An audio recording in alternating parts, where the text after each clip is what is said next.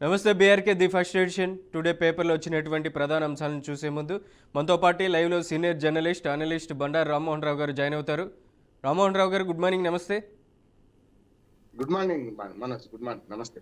ముందుగా ఈనాడు తెలంగాణ పేపర్ తీసుకుందాం. తెలంగాణ దినపత్రికలో వచ్చినటువంటి ఇవాల్టి ప్రధాన హెడ్లైన్స్ చూద్దాం. ఫిబ్రవరిలో పురపోరు, జేహెచ్ఎంసీతో కలిపి రెండో వారంలో నిర్వహణ, విద్యార్థులకు పరీక్షలు మొదలయ్యేలోగా ఈ ఎన్నికలు పూర్తి చేయాలని ప్రభుత్వం భావిస్తుంది. అప్పటి పాలక వర్గాలుండే 4 చోట్ల మినహాయించి మిగతా చోట్ల అన్ని చోట్ల ఈ ఎన్నికలు నిర్వహించాలని ఇప్పటికే సంసిద్ధం చేస్తుంది. పంచాయతీ ఎన్నికల ఫలితాలతో ఉత్సాహంగా ఉన్న అధికార పార్టీ అదే ఊపుతో రాష్ట్రంలో అన్ని పట్టణ స్థానిక సంస్థల ఎన్నికల నిర్వహణ కూడా సన్నద్ధమవుతుంది. ఇప్పటికే దానికి సంబంధించినటువంటి ఇప్పటికే తెలంగాణ స్టేట్ ఎస్ఈసి కూడా సిద్ధం చేస్తుంది కార్యాచరణను కూడా. ఎప్పుడైతే పాఠశాలలో ఓపెనింగ్ అయ్యేలోగానే ఈ ఎన్నికలు పూర్తి చేయాలని ప్రభుత్వం భావిస్తుంది. ఎలా చూడొచ్చు అంటారు ఈ వార్తకు సంబంధించి? మంచిది మనోజ్, ఎందుకంటే మీకు అట్లాగే బీఆర్కే న్యూస్ ప్రేక్షకులకు నమస్కారం. ఎందుకు మంచిదంటే ఫిబ్రవరి ఆల్మోస్ట్ ఆల్ రేపు జూన్ వస్తే 2 ఏళ్ళు పూర్తి అవుతుంది. 1.5 year అయిపోయింది ఇప్పటికే ఈ పురపాలికల మన పదవి కాలం అయిపోయి.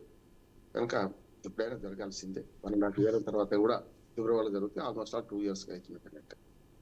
రెండోది ఏంటంటే మరి ఎంపీటీసీ జడ్పీటీసీ ఎన్నికల సంగతి ఏమిటని ఆలోచన వస్తుంది కదా. మొన్న పంచాయతీ ఎన్నికలు అయిపోయినాయి. అది 3 అంచెల వ్యవస్థ. పంచాయతీ, మండలము, జిల్లా పరిషత్. పంచాయతీలో 2 పదవులకు ఎన్నికలేని వార్డు మెంబర్లకు, సర్పంచ్లకు. మరి ఎంపీటీసీ ఎన్నిక కావాలి, ఎంపీపీ ప్రెసిడెంట్ ఎన్నిక కావాలి, అందులో నుంచి పరోక్షంగా. అట్లా జడ్పీటీసీ ఎన్నిక కావాలి, అట్లా జిల్లా పరిషత్ కావాలి. ఎందుకు మరి గ్రామాలకు మళ్ళీ మొన్నటి ఫలితాలలో 60% దాటలేదు కనుక మరి వెనకబడుతున్నారా అంటే కొంత నష్టమైందా అనే ఆలోచన చేసి మరి విడిచిపెట్టి మున్సిపాలిటీ ఎన్నికలు అయిపోతున్నారా అనేది ఆలోచన చేయాలి. ఎందుకంటే మళ్ళీ గ్రామాలలో ఎండాకాలం వస్తే ఇంకా కష్టం, వాళ్ళకి నీటి కష్టం, అట్లాగే సాగునీటి కష్టం, ఇవన్నీ మంచినీటి సాగునీటి కష్టం వస్తుంది కనుక అది కూడా పూర్తి చేసుకుంటే బాగుండేది అన్న ఉద్దేశం. ఎందుకంటే వాళ్ళు అన్నట్టే వరుసగా అనుకుంటే ఎంపీటీసీ జడ్పీటీసీ ఎన్నికలు కూడా 1 month లో పూర్తి చేయొచ్చు. అన్ని కూడా షెడ్యూల్తో సహా 1 month కూడా పట్టదు, 20 రోజుల్లో పూర్తి చేయొచ్చు. మనం చూసాం కదా పంచాయతీ ఎన్నికలు షెడ్యూల్కు మొత్తం ఎన్నికలు పూర్తి కావడానికి 20 రోజుల టైంలో చేసేసారు, చూసాము. కనుక అది చేస్తే బాగుంటుంది. మున్సిపల్ ఎన్నికలు కూడా ఇంక్లూడింగ్ జిహెచ్ఎంసీ అంటే ఇంకా ఆహ్వానిస్తాను దగ్గర. జిహెచ్ఎంసీ కూడా ఫిబ్రవరి 10కి అయిపోతుంది. ఆలోపు ఎన్నికలు కావాలి కదా. నిజంగానే అట్లా చేస్తుంటే రాష్ట్ర ప్రభుత్వానికి ఒక రికార్డు. ఇప్పటిదాకా హైదరాబాద్ మున్సిపల్ ఎన్నికలు గత 50 ఏళ్లుగా సకాలంలో జరగలేదు. ఎప్పుడు కూడా 5 ఏళ్ళు 10 ఏళ్ళు లేటు, లేకపోతే కనీసం అయిపోయిన తర్వాత జరిపారు, కానీ ఇప్పుడు కూడా ముందు జరపలేదు. కనుక ఒకవేళ ఫిబ్రవరి 10 లోపల కనుక జిహెచ్ఎంసీ ఎన్నికలు జరిపితే అంతకంటే ఒక మంచి క్రెడిట్ లేదు అంటున్నాడు ఈ రాష్ట్ర ప్రభుత్వానికి. జిహెచ్ఎంసీ ఎన్నికల తర్వాత పాటు అన్ని జరిపే అవసరం ఉన్నది. మళ్ళీ 2.5 ఏళ్ల దాకా ఎన్నికలు రావు మనకి. అంటే ఇది బెస్ట్ నా ఉద్దేశం. ఏంటంటే మార్చిలో పరీక్షలు ఉంటాయి కనుక ఫిబ్రవరి ఆఖరి కల్లా కనీసం పంచాయతీ జరిగినాయి కనుక ఎంపీటీసీ జడ్పీటీసీ మున్సిపాలిటీ ఎన్నికలు అన్ని కూడా పూర్తి చేస్తే, కార్పొరేషన్ ఎన్నికలతో పూర్తి చేస్తే మంచిగా ఉంటుంది. ఒక 4 మున్సిపాలిటీలలో లేటుగా ఎన్నికలు జరిగింది కోర్టు తీర్పుల వల్ల, వాటి వల్ల అవి విడిచిపెడితే మిగతా అంతా పూర్తి అవుతుంది. మంచిది అంటున్నాను. ఎన్నికలు కూడా మంచిది. స్థానిక ప్రభుత్వాలు మరోసారి బలోపేతం అయితే మళ్ళీ 5 ఏళ్ల దాకా ఈ గొడవ ఉండదు అంటున్నాను. రైట్. నెక్స్ట్ మరో వార్తను చూస్తున్నాం. ప్రధానంగా ఏదైతే ఆంధ్రజ్యోతి దినపత్రిక తీసుకుందో, ఆంధ్రజ్యోతి దినపత్రికలో మనకు ఒక వార్త హైలైట్ అవుతుంది. ఏదైతే కేసీఆర్ అసెంబ్లీకి వెళ్ళబోతున్నారో ప్రధానంగా దానికి సంబంధించినటువంటి వార్తని మనం ఆంధ్రజ్యోతి తెలంగాణలో చూస్తున్నాం. అలాగే కేటీఆర్ కూడా వర్షన్ ఎలా ఉందంటే, కేసీఆర్ అసెంబ్లీకి వస్తే రేవంత్ గుండె ఆగిచ్చేస్తాడు, రేవంత్ దొరికితే ఎడమకాలి చెప్తూ తీసుకోవాలనేటువంటి ఘాటు వ్యాఖ్యలు చేశారు. అలాంటి వ్యాఖ్యలను కూడా ప్రధానంగా రాజకీయ పార్టీలు మాట్లాడకూడని మాటలు, అన్పార్లమెంటరీ ఓట్స్ కూడా యూజ్ చేయకూడదు. అలాంటి వార్తలను కూడా మనం చూడాల్సి వస్తుంది. ప్రధానంగా ఏదైతే రేవంత్ రెడ్డి పాల్మూరి రంగారెడ్డి ప్రాజెక్టుకి సంబంధించినటువంటి కేసీఆర్ మాట్లాడడం, ఆ తర్వాత వెంటనే CM Revanth Reddy counter attack చేయడం, రేవంత్ రెడ్డి మాట్లాడినటువంటి వ్యాఖ్యల్ని కేటీఆర్ కూడా మళ్ళీ వాటిని దానికి కామెంట్ చేయడం, ఈ వార్తలన్నింటినీ మనం చూస్తున్నాం. పాల్మూరు రంగారెడ్డిపై ప్రజల్లోకి వెళ్దాం, తెలంగాణ నీటి హక్కులను పరిరక్షించే బాధ్యత బీఆర్ఎస్ పైనే ఉందనేసి కూడా కేసీఆర్ చెప్పుకొస్తున్నారు. మహబూబ్ నగర్, రంగారెడ్డి, నల్గొండ జిల్లా నేతలతో సమావేశమయ్యారు. త్వరలోనే ఆ జిల్లాల్లో కూడా కేసీఆర్ పర్యటించే అవకాశం ఉంది. ఉద్యమ కార్యాచరణకు సంసిద్ధం చేసుకోవాలనేసి కూడా పార్టీలో కీలకంగా వ్యవహరిస్తున్నటువంటి మాజీ మంత్రులు, ఎమ్మెల్యేలు, ఎమ్మెల్సీలకు కూడా ఎర్రవల్లిలో కేసీఆర్ దిశానిర్దేశం చేశారు. త్వరలోనే ఆయన కూడా అసెంబ్లీకి హాజరయ్యే అవకాశాలు కూడా కనిపిస్తున్నట్లు మనకి ఇక్కడ ప్రాథమికంగా సమాచారం అందుతుంది. ఎలా చూడొచ్చు అంటారు బండారు రామ్మోహన్ గారు ఈ వ్యాఖ్యలన్నింటినీ? మొట్టమొదటి ఆహ్వానించదగ్గది ఏంటంటే 29 నాడు అసెంబ్లీకి వస్తున్నారని డిక్లేర్ అయింది. అంటే అటు కేటీఆర్ కూడా ప్రకటించారు కనుక వస్తే మంచిది. 29తో అయిపోతారా? మళ్ళీ 3 రోజులు సెలవులు తీసుకొని మళ్ళీ 2వ తేదీ నుంచి మళ్ళీ అసెంబ్లీ సమావేశాలు కొనసాగుతాయి, శీతాకాల సమావేశం. వాటికి కూడా హాజరు కావాలని అంటున్నాను. హాజరై ఈ పాలమూరు రంగారెడ్డి కాదు, అట్లాగే మనకు పోలవరం, బలకచెర్ల, పోలవరం, నల్లమల, సాగర్ వీటన్నిటి గురించి మాట్లాడారు. అంటే మొత్తం గోదావరి, కృష్ణా జలాల గురించి మంచి చర్చ జరగాలంటున్నాడు. రచ్చ కాదు, చర్చ జరగాలి. మంచిదే కదా. రెండోది ఏంటంటే మొన్ననే రేవంత్ రెడ్డి గారి మాటలు మనం అందరం ఖండించడం తప్పని.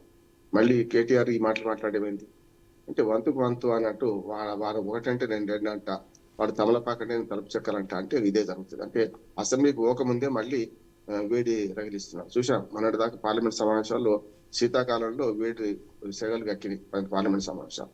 ఇప్పుడు ఇక్కడ కూడా అంతేగా. రేపు పొద్దున పార్లమెంట్ సమావేశాలు ఎట్లా జరిగినాయో అసెంబ్లీ సమావేశాలు కూడా ఎట్లా జరిగితే లాభం లేదు కదా. అసెంబ్లీ సమావేశాలు, శీతాకాల సమావేశాలు సజావుగా జరగాలి, చర్చ జరగాలి. ఆ సాగునీటి దాని మీద వీళ్ళు చెప్పేది వీళ్ళు చెప్పాలి, వాళ్ళు చెప్పేది వాళ్ళు చెప్పాలి. అన్నిటికంటే ముఖ్యం ఏంటంటే మనకి ఈ చర్చలలో 10 ఏళ్ళు మీరేం నాశనం చేశారు, తెలంగాణకు అన్యాయం చేసింది మీరేం చేశారు, ఈ 2 ఏళ్ళు వీళ్ళేం చేశారు అనే చర్చ జరిగితే లాభం లేదు. త్వంశుంటా అంటే త్వంశుంటా అన్నాడు.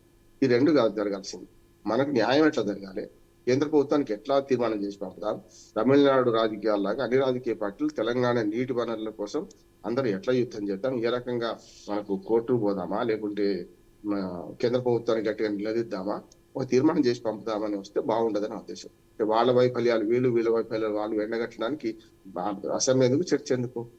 తెలంగాణ ప్రజలకు, తెలంగాణ సాగునీటి రంగానికి, తెలంగాణ నీటికి జరిగిన అన్యాయానికి మనకు పరిహారం ఎట్లా రావాలి, ఏ రకంగా మనం ముందుకెళ్తే బాగుంటుంది అనే చర్చ జరిగితే మంచిది. ఒక సొల్యూషన్, విన్ సొల్యూషన్ చేసుకోమని నా ఉద్దేశం. జీరో సమ్ గేమ్ ఆడుతున్నాం. ఆంధ్రప్రదేశ్ ప్రజలకు లాభం నష్టం జరగదు కనుక మనం కట్టుకోము, వాళ్ళకి పోనీయమంటే ఎట్లా? మన ప్రాజెక్టులన్నిటికీ అనుమతులు తీసుకోవాలి, వాళ్ళ ప్రాజెక్టులకు అనుమతి మనం వద్దాను. ఈ రెండు చేయాల్సిన పని ఉంది. కృష్ణా గోదావరి జలాల పూర్తి పంపకం చేసే క్రమంలో కేంద్ర ప్రభుత్వాన్ని నిలదీయాలి, కేంద్ర ప్రభుత్వాన్ని మనం గట్టిగా అడగాలి. అక్కడ కమిటీ కూర్చొని 2 రాష్ట్రాల ముఖ్యమంత్రిని పిలిపించి మనకు సరైన పరిష్కారం చేసే విధంగా పోవాలి తప్ప ఇట్లా వాళ్ళు వీళ్ళ మీద వాళ్ళ మీద అన్యాయం మీద అర్చుకుంటే మాత్రం ఏమీ లాభం ఉండదు, ఫలితం కూడా రాదు.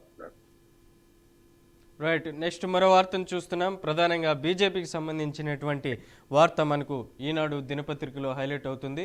అప్పుడు కేంద్రీకృతం, ఇప్పుడు విస్తృతం.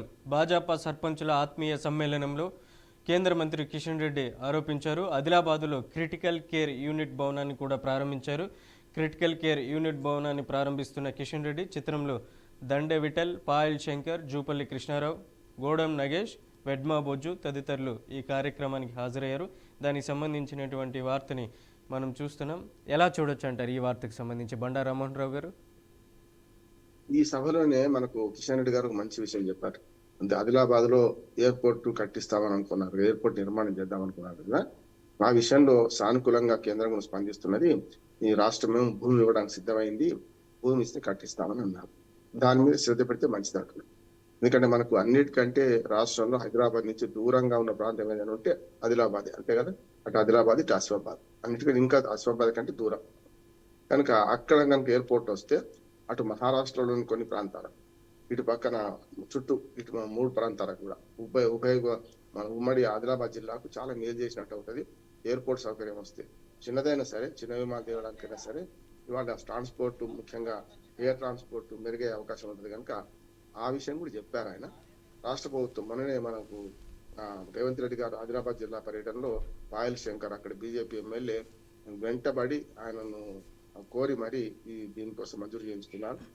మన ఎయిర్ స్ట్రిప్, దానిలో భూమి సేకరణ కూడా అతి త్వరలో చేస్తామన్నారు కనుక అది పూర్తయితే మేము ఎయిర్పోర్ట్ పెట్టడానికి సిద్ధంగా ఉన్నామని చెప్పి కిషన్ రెడ్డి గారు ప్రకటించారు.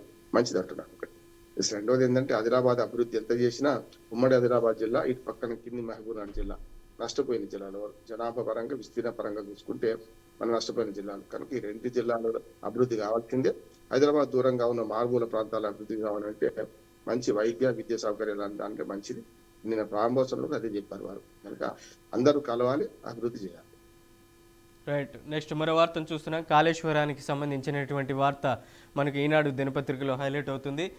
కాళేశ్వరంపై తర్జన భర్జన, ఎల్లంపల్లి దిగువన పనులు పూర్తిపై ప్రభుత్వం దృష్టి, అలాగే అక్రమాలకు బాధ్యులపై చర్యలు, ఆయకట్టుకు నీరందించడాన్ని వేరువారీగా చూసే యోచన, నీటిపారుదల శాఖను నివేదిక కోరింది సీఎంఓ కార్యాలయం. ప్రధానంగా దానికి సంబంధించినటువంటి వార్తను చూస్తున్నాం. లక్షల కోట్లు ఖర్చు చేసిన కాళేశ్వరం ప్రాజెక్టు విషయంలో ఎలా ముందుకెళ్లాలనే దానిపై ప్రభుత్వం ఆచితూచి అడుగులు వేస్తున్నట్లు ప్రధాని మనం చూస్తున్నాం. అదనపు టీఎంసీ పనిలో భాగంగా తవ్విన సొరంగాన్ని మనం ఇమేజ్ క్లిప్పింగ్ చూస్తున్నాం ఈనాడు దినపత్రికలు. ఎలా చూడొచ్చు అంటారు ఈ వార్తకు సంబంధించి? ఇప్పటికైనా ప్రభుత్వం జ్ఞానం వచ్చినట్టున్నాడు. 2 ఏళ్ల తర్వాత అయినా సరే ఆ నీటిని ఒడిసి పట్టుకుని ఎట్లా పైకి తీసుకొచ్చుకుని ఆలోచన చేశారు. అదృష్టవశాత్తు పోయిన సంవత్సరం వర్షాకాలం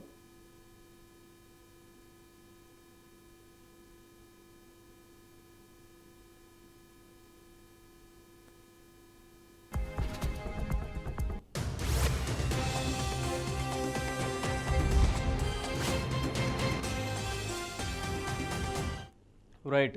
కాళేశ్వరం విషయంలో ప్రభుత్వం కీలకమైనటువంటి నిర్ణయం తీసుకునే అవకాశం ఉంది. గతంలో కూడా దానికి సంబంధించినటువంటి కాళేశ్వరం ప్రాజెక్టులో అవినీతి జరిగింది అనేసి పదే పదే కాంగ్రెస్ ప్రభుత్వం, ఇప్పుడు ఉన్నటువంటి కాంగ్రెస్ ప్రభుత్వం ఆరోపిస్తూ వస్తుంది. దానిపైన అసెంబ్లీలో కూడా చర్చ చేయాలి, కేసీఆర్ కూడా అసెంబ్లీకి రావాలనేసి కూడా కాంగ్రెస్ ప్రభుత్వం ఈ 2 ఏళ్ల కాలంలో కూడా ప్రధానంగా ఆరోపిస్తూ వస్తుంది. దానిపైన చర్చలు జరుగుతున్నా కూడా మాజీ సీఎం కేసీఆర్ అసెంబ్లీకి రాకపోవడంతో ఈసారి అసెంబ్లీ సమావేశాలకి ఆయన హాజరయ్యే అవకాశం ఉంది. హాజరైనటువంటి నేపథ్యంలో దీనిపైనే ఒక చర్చ కూడా జరిగే అవకాశం కనిపిస్తుంది. ఏం చెప్తారు బండారు రామ్మోహన్ రావు గారు? ఇప్పటిదాకా మాట్లాడింది అదే కదా మనోజ్ గారు. ఆయన అసెంబ్లీకి వస్తున్నారు, 29 నడుస్తారు. 29కి మాత్రమే పరిమితం కాకుండా మిగతా రోజులు కూడా రమ్మనే కోరుతున్నాం. అసెంబ్లీలో చర్చ జరగాలి, రచ్చ జరగదు కదా, అదొకటి. రెండోది, ఇప్పుడు కాళేశ్వరంలో మధ్యన కట్టేయండి. మీరు కాళేశ్వరం ప్రాజెక్టు విషయంలో వీలైనంత త్వరగా ఈ మన డ్యామ్ సేఫ్టీ అథారిటీ ఒక రిపోర్ట్ ఇచ్చింది. ఏమని, ఎట్లా బాగు చేసుకోవచ్చు. 85 పిల్లలు ఉన్నాయి అక్కడ. దానిలో 6వ బ్లాక్ లో కుంగిన 2 పిల్లలు ఎట్లా బాగు చేయాలి, ఏ రకంగా చేస్తే బాగుంటుంది అని అన్నారు. అన్ని నీళ్లు విడిచిపెట్టారు కదా, 3 డ్యాములు 3 బ్యారేజీలు ఖాళీ చేశారు కదా.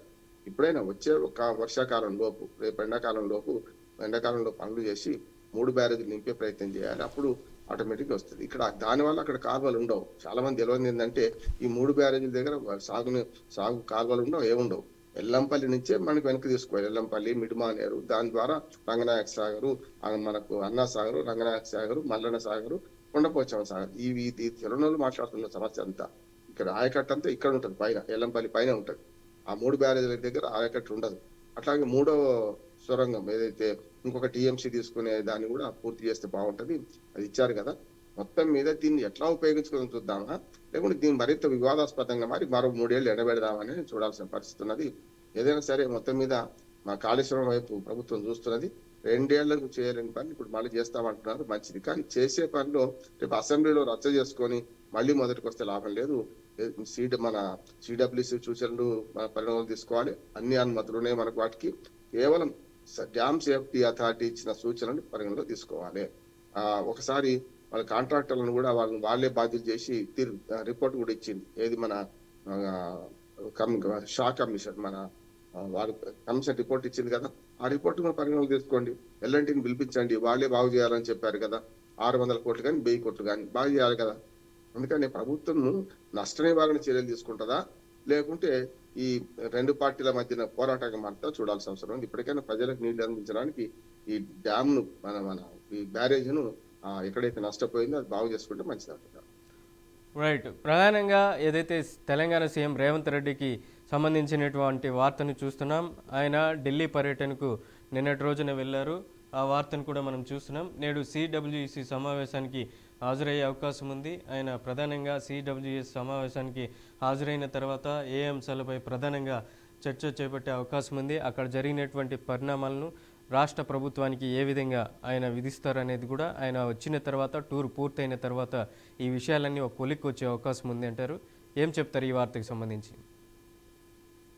పోయిన ఢిల్లీకి 67వ సార్ అనుకుంటే ఇప్పుడు పోయింది. నిన్న పోయిన దాంట్లో 2 సంగతులు గుర్తొస్తున్నాయి మనకి. ఏంటంటే, ఒకటేమో అక్కడ సిడబ్ల్యూ సమావేశానికి హాజరవుతుండొచ్చు. రెండోది మంత్రివర్గ విస్తరణ మీద కూడా ఊహాగానాలు చెలరేగుతున్నాయి. మన మంత్రివర్గ విస్తరణలో ముఖ్యంగా ఆది శ్రీనివాస్ అని ఇప్పుడు కరీంనగర్ జిల్లా వేములవాడ ఎమ్మెల్యే ఆయన మంత్రి పదవి వస్తారంటున్నారు. ఇంకొకరి పేరు వస్తున్నది కానీ ఇప్పటికే మరి కరీంనగర్, ఉమ్మడి కరీంనగర్ జిల్లా, పాత కరీంనగర్ జిల్లాలో, కొత్త జిల్లాలు కాని జిల్లాలో 3 మంత్రులు ఉన్నారు. పొన్నం ప్రభాకర్, మన మన శ్రీధర్ బాబు గారు, అట్లానే మన వాకిటి మన లార్డు లక్ష్మణ్, ఈ 3. మరి 3 మంత్రులు ఉన్న దగ్గర మరో ఇంకొక మంత్రికి ఇస్తారా, ఇంకో అదే స్థానం ఇస్తారా అనేది ఉన్నది. ఇప్పటికే ఇచ్చిన మంత్రికే దిక్కు లేదు కదా. అది అజరుద్దీన్ మంత్రి అయ్యారు, ఆయన ఎమ్మెల్సీ కాదు ఇంకా. ఇప్పటికే 2 నెలలు అయిపోయింది ఆయన మంత్రి అయ్యి. ఇంకో 4 నెలల్లో కథం దుకాణం బంద్. ఆయన ఏదో ఒక రకంగా చట్టసభలు ఉండాల్సిందే కదా. మళ్ళీ రాజీనామా చేసి మళ్ళా చేసుకుంటారు ఆడాక్ లాగా చూడాలి. అందుకే ఉన్న మంత్రికే లేదు. అట్లాగే కోదండరామ్ గారికి కూడా ఎమ్మెల్సీ ఇచ్చారు, అది కూడా ఖరారు కాలే, ఇంకా చూసినాం కదా మనం. అటువంటి అప్పుడు వీటికే దిక్కు లేదు. రేపు పొద్దున మంత్రివర్గ విస్తరణ ఎట్లా ఉంటది, ఏం సంగతి అనుకుంటారు. ఉన్నాయా 2 కదా. ఆ 2 మంత్రి పదవులు కనుక ఒకవేళ చేసిన అనుకోండి, పూర్తి నింపిన అనుకోండి, ఈ అసమ్మతులు మొదలైతే మళ్ళీ. ఎందుకంటే రేపు పంచాయతీ ఎన్నికలు ఉన్నాయి, రేపు మన ఎంపీటీసీ, జెడ్పీటీసీ, మున్సిపల్ ఎన్నికలు ఉన్నాయి. ఇప్పుడు అసంతృప్తి పెట్టుకోలేమనుకుంటున్నాను. ఇదంతా ఊహాగానం, అంటే ఆశ పెట్టడం అన్నట్టు. మీకు ఇస్తుంది, మీకు వస్తుంది అని చెప్పి ఆశ పెట్టి, నా ఉద్దేశం ఏంటంటే వచ్చే ఎండాకాలం దాకా ఈ మంత్రి పదవులు నింపరేమని నేను అనుకుంటున్నాను. చూద్దాం ఏం జరుగుతుందో. మొత్తం మీద రేవంత్ రెడ్డి గారు ఢిల్లీ పర్యటన, అధిష్టాన వర్గాన్ని కలవడం, తన పదవిని పటిష్టం చేసుకోవడం, అట్లాగే ఇట్లాంటి అన్ని ఊహాగానం లేచినప్పుడు తర్వాత సర్దిపుచ్చుకోవడం అని చూస్తున్నాను. వస్తున్నారు ఢిల్లీకి. రైట్. నెక్స్ట్ ఆంధ్రప్రదేశ్ దినపత్రిక తీసుకుందాం. ప్రధానంగా ఆంధ్రజ్యోతి దినపత్రికలో ఆంధ్రప్రదేశ్కి సంబంధించినటువంటి వార్తలు మనకు హైలైట్ అవుతున్నాయి. నిన్న జరిగినటువంటి భారత విజ్ఞాన సదస్సు తిరుపతిలో జరిగింది. ఆ సభకి ప్రధానంగా అక్కడ జరిగినటువంటి కార్యక్రమానికి ఏపీ సీఎం చంద్రబాబు నాయుడు విచ్చేశారు. దానికి సంబంధించినటువంటి వార్తను మనం ఆంధ్రజ్యోతి టాప్ హెడ్లైన్లో చూస్తున్నాం. ఏదైతే దేశానికి జనాభాయే ఆస్తి, ప్రతి జంట 3 పిల్లల్ని కనాలి, వృద్ధ ప్రపంచంలో యువదేశం మనదే అంటూ సీఎం చంద్రబాబు నాయుడు చెప్పుకొస్తున్నారు. ఇక్కడ చూస్తున్న ఐటీలో మనమే బలంగా ఉన్నాం. ప్రపంచంలో పేరున్న ఐటీ కంపెనీలకు భారతీయులే సారథ్యం వహిస్తున్నారు. 2047 నాటికి భారత్ ప్రపంచంలో నెంబర్ 1 స్థానానికి చేరుకొని తీరుతుంది. రాబోయే అనేక శతాబ్దాల పాటు భవిష్యత్తు భారతదే అంటూ చంద్రబాబు నాయుడు చెప్పుకొస్తున్నారు. ప్రపంచవ్యాప్తంగా 5 కోట్ల భారతీయుల తలసరి ఆదాయంలో మన వాళ్ళే టాప్. 2047 నాటికి ప్రపంచంలోని నెంబర్ 1 మనమే. మన కుటుంబం విలువలు గొప్పవి, పిల్లలకు పురాణాల గురించి చెప్పాలి. స్పైడర్ మ్యాన్ కన్నా హనుమాన్ బలవంతుడు. భారతీయ విజ్ఞాన సమ్మేళనంలో ఈ కార్యక్రమాన్ని ప్రారంభించారు. అందులో చిత్రంలో ఆర్ఎస్ఎస్ చీఫ్ మోహన్ భగవత్, అలాగే కేంద్ర మంత్రి జితేందర్ సింగ్ తదితరులు ఈ కార్యక్రమానికి హాజరయ్యారు. ఎలా చూడొచ్చు అంటారు ఈ వార్తకు సంబంధించి? అదే చెప్పదలుచుకున్నాడు. మోహన్ భగవత్ గారు హాజరయ్యారు. ఇది ముఖ్యమైన మీటింగ్ వరకు చెప్పాలంటే. జనాభా ఆస్తి అనుకుంటున్నాం కానీ ఒక్కోసారి మరి 3 పిల్లలు కానండి, గతంలో 1 లేక 2 నుంచి మళ్ళీ 3 పిల్లలు కానండి అనే ఉద్దేశంలో కొంత మత కోణం కనపడుతున్నాం స్పష్టంగా. అంటే మనకు మైనార్టీ జనాభా పెరుగుతుంది, 13 నుంచి 17-18% వచ్చింది, మనం కూడా కందామనే ఒక ఆలోచన. లేకపోతే యువ జనాభా కావాలి. నిజంగా చెప్పాలంటే యూరప్ మొత్తం అంతా వృద్ధ జనాభాతో నిండిపోయింది. యువ భారతం మనకి నవభారతం నిర్మించాలి. దానికి పిల్లల్ని మరీ కనుమని చెప్పాల్సిన అవసరం లేదంటున్నాడు చంద్రబాబు నాయుడు గారు. తన పాలసీ మొత్తం మార్చుకున్నారు. గతంలో ఈ పద్ధతి లేకుండే. ఎందుకంటే జనాభా నియంత్రణ చేయాల్సింది, 1 లేక 2 కరెక్టే అంటున్నాను. ఇంత దాటిపోతే 140 కోట్ల జనాభా విస్ఫోటనం జరిపితే కష్టం కదా. ఎందుకంటే మిగతా దేశాలతో పోల్చుకుంటే ఈ జనాభా రేషియో కనుక 1.7 ఉంది ఇప్పుడు. అంటే ఒక జంట 2 పిల్లలు కనడం లేదు పూర్తిగా. 1 లేక 2 అని వచ్చినప్పుడు చాలా వరకు మనకు పిల్లలు లేని వాళ్ళు ఉన్నారు. చాలా మంది మనకు రేషియో కూడా పెద్దగా తేడా ఏం లేదు. 1.7 కనుక కంటిన్యూ అవుతే మన దేశానికి వచ్చిన దోకా లేదు. వీళ్ళు అంటున్నారు 2.5, 3 దాకా తీసుకువెళ్తాం అంటున్నారు. అంటే ఒక జంట 3 పిల్లలు కనమంటున్నారు, అంటే 3 దాకా తీసుకెళ్తాం అంటున్నారు. ఇది ఒక రకంగా నష్టం అంటున్నారు. వాళ్ళకి అర్థమై కూడా చెప్తున్నారు ఏంటంటే పోటీ పెట్టుకున్నారు, అది కరెక్ట్ కాదు. యువ జనాభా కావాల్సింది మనకు వద్దనుకోలేదు. కానీ జీవన ప్రమాణాలు పెరిగి మనం చనిపోయే వాళ్ళు తక్కువవుతుంది, మరణాల సంఖ్య తక్కువవుతుంది, జననాల సంఖ్య అనుకున్నంత పెరగడం లేదు కదా. 1.7 మంచి గ్రోత్ రేటే అంటున్నాను జనాభా విషయానికి వస్తే. కానీ జనాభా పెంచండి, జనాభా వరమే. ఏ జనాభా వరం? యువ జనాభా వరం. కనుక యువ జనాభా పెరగాలంటే పిల్లలు ఎక్కువ మంది కనుక వాళ్ళు కొత్త సూత్రం చెప్తున్నారు. నా ఉద్దేశం ఏంటంటే 2 కన్నా మించితే అది విస్ఫోటనం అయితే మంచిది కాదంటున్నాను. మన జనాభా పెరుగుదల రేటు 2 దగ్గర ఆగితే మంచిది అంటున్నాను. సరే చూద్దాం ఏం జరుగుతుందో. ఇప్పుడైతే మనం అనుకుంది కాదు కదా. కానీ కుటుంబ నియంత్రణ ఫలితాలు మాత్రం మంచిగా వచ్చినాయి. దాని ద్వారా మన దేశం అభివృద్ధి చెందింది అంటున్నాడు. అంటే ఒక అభివృద్ధి చెందిన మోడల్ని విడిచిపెట్టి ఇవాళ ఒక జంట 3 పిల్లలు కానీ పిలిపివ్వడం మాత్రం ఈ సరైనది కాదంటున్నాడు. ఆయన ప్రవృత్తికి వృత్తికి సంబంధించిన విషయంలో చంద్రబాబు నాయుడు గారు ఇది కొంచెం పప్పులో కాలేస్తున్నారు అనిపిస్తున్నారు. ప్రతిసారి అంటున్నారు ఎక్కువ మంది పిల్లలు కానీ. అది కరెక్ట్ కాదనిపిస్తుంది అండి. రైట్. నెక్స్ట్ మరో వార్తను చూస్తున్నాం. ఆంధ్రప్రదేశ్లో ల్యాండ్ ఉన్న ప్రతి ఒక్క రైతుకి జనవరి నూతన సంవత్సరం నుంచి జనవరి 2 నుంచి 9వ తేదీ వరకు పట్టాదారు పాస్ పుస్తకాలు ఏపీ ప్రభుత్వం పంపిణీ చేయనుంది. వారంలో రాజముద్రతో పట్టాదారు పాస్ పుస్తకాలు ప్రధానంగా గ్రామ సభల ద్వారా దాదాపు 8 రోజుల పాటు ఈ పట్టాదారు పాస్ పుస్తకాలను రైతులకు అందజేయనున్నారు.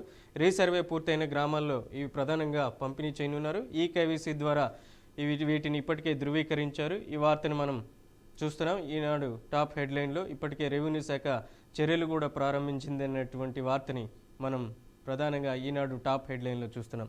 ఎలా చూడొచ్చు అంటారు ఈ వార్తకు సంబంధించి? రెవెన్యూ సంస్కరణలో ఇది చాలా కీలకమైన ముందడుగు అంటున్నాను. ఎందుకంటే టైటిల్ గా మన మన ల్యాండ్ టైటిలింగ్ యాక్ట్ అని కేంద్ర ప్రభుత్వం తీసిన యాక్ట్ ను జగన్మోహన్ రెడ్డి గారు ఉన్నప్పుడు మొట్టమొదటిసారి మన ఆంధ్రప్రదేశ్ లో మొదలు పెట్టారు.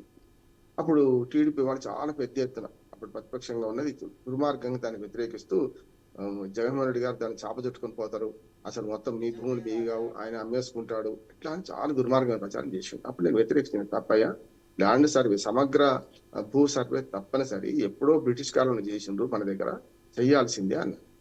అయితే ఆ విధానాన్ని తీసుకెళ్లి ఆయన సర్వే చేస్తున్నారు కదా, బంగాళాఖాతంలో పడేస్తామన్నారు వీళ్ళు. జగన్మోహన్ రెడ్డి చేసిన 2 తప్పులు ఏంటంటే, ఒకటి సర్వే రాళ్ళ మీద ఆయన ఫోటో వేసుకోవడం, రెండవది పాస్బుక్ల మీద ఆయన ఫోటో ప్రింట్ చేసుకోవడం. ఈ 2 చాలా చాలా తప్పు. కానీ బేసిక్ గా ఆ చట్టం మంచిది.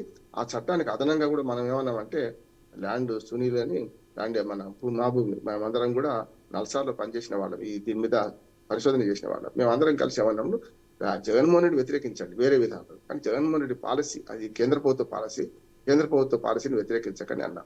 సర్వే అప్పటికే 3,000 నుంచి 5,000 గ్రామాల దాకా అయిన వాటిని కూడా వ్యతిరేకించారు. ఇప్పుడు ఈ ప్రభుత్వం వచ్చినాక మళ్ళీ ఇక్కడికి వచ్చింది బంగాళాఖాతంలో పడేది, అదే సర్వే కొనసాగించారు. ఇప్పుడు దాదాపు 8,000 9,000 గ్రామాలు సర్వే పూర్తయింది.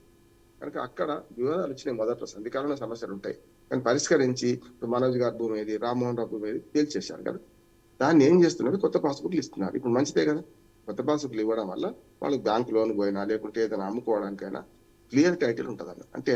దీంతో పాటు టైటిలింగ్ యాక్ట్ లో క్లియర్ టైటిల్ అంటే ఇప్పటిదాకా వివాదాలను భూమి కూడా వివాదాలు లేకుండా రీసర్వే చేసి హద్దులు ఫిక్స్ చేసి, హద్దులు ఎట్లా ఫిక్స్ చేసి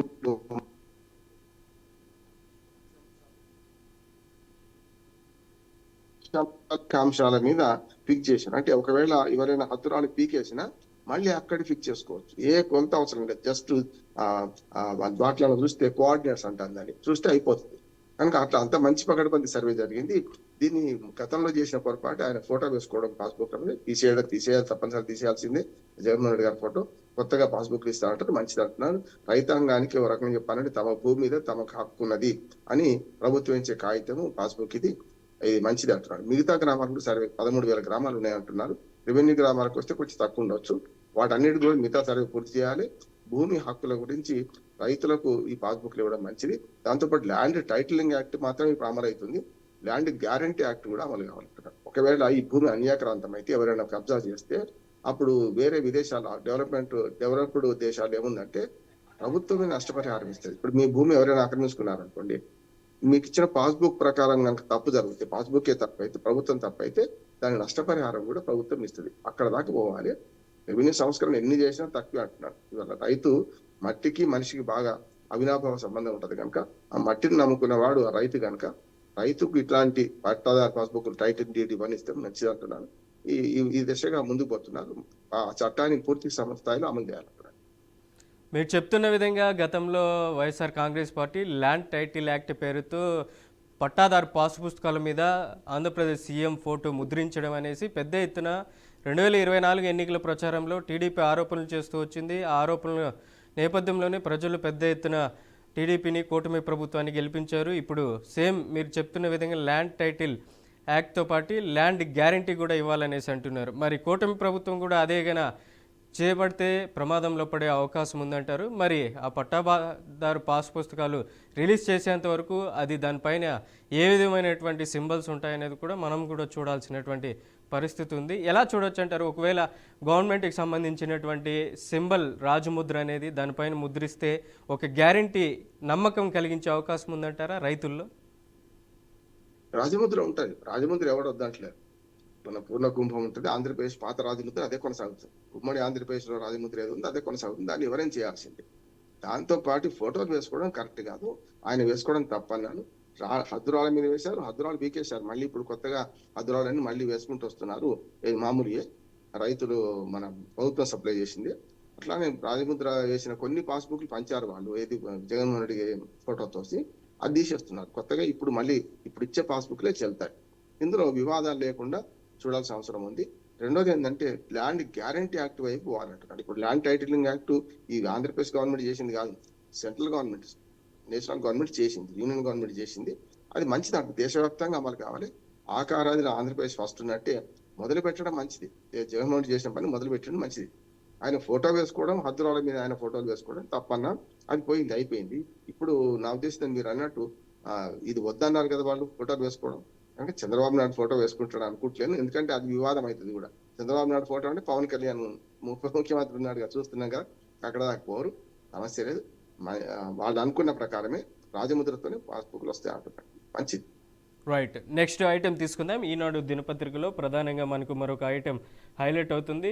ఆర్టీసీ ఉద్యోగులకు భారీ ఊరట అనే టాప్ హెడ్లైన్ చూస్తున్నాం. వైద్యపరంగా అనర్హులైన వారికి ప్రత్యామ్నాయ ఉద్యోగులు, అవి కాదనుకుంటే పరిహారం పొందేందుకు అవకాశం ఉత్తర్వులు జారీ చేసింది. ఇప్పటికే ఆర్టీసీ రవాణా శాఖ.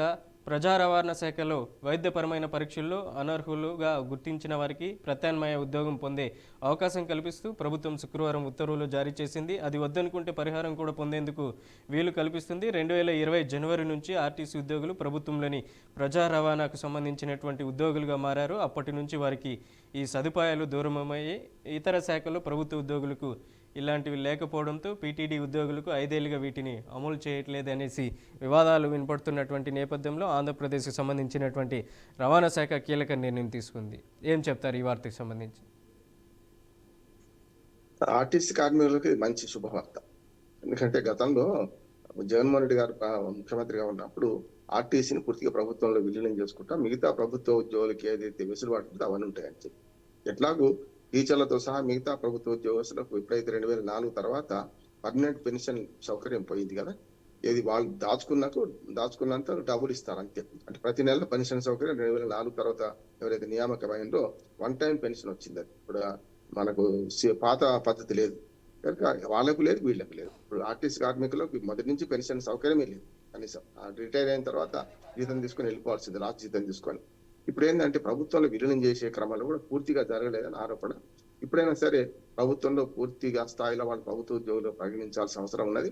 దాంతోపాటు ఎవరైతే ఉదాహరణకు కంటి చూపు సరిగలేదనుకోండి, డ్రైవర్ గా పనిచేస్తే మనకి ప్రయాణికుల భద్రత కష్టం కదా, అటువంటి వాళ్లకు వాలంటరీ రిటైర్మెంట్ ఇచ్చేసి వాళ్ళకి బెనిఫిట్స్ అన్ని ఇచ్చేసి పంపిస్తే బెస్ట్.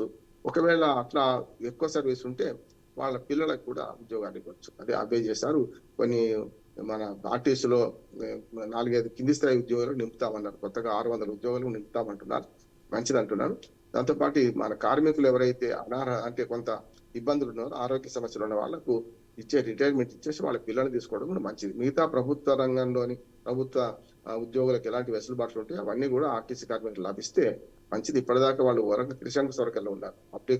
మనకు పబ్లిక్ రంగ సంస్థనే కానీ వాళ్ళకు చాలా పెన్షన్ లేకపోవడము ఇవన్నీ ఉండేవి. కొంతవరకు ప్రభుత్వంతో ఉద్యోగులతో సమానంగా పరిగణిస్తే మంచిది. ఇది మన శుభవార్త అంటున్నారు. రైట్, నెక్స్ట్ ఇవాల్టి న్యూస్ పేపర్లో వచ్చినటువంటి ప్రధాన అంశాలపై మీ విశ్లేషణ అందించినందుకు ధన్యవాదాలు. Thank you so much. చాలా విషయాలపై మనం ఇవాళ మాట్లాడుకున్నాం. Right, thank you Bandaru Rammohan Rao గారు.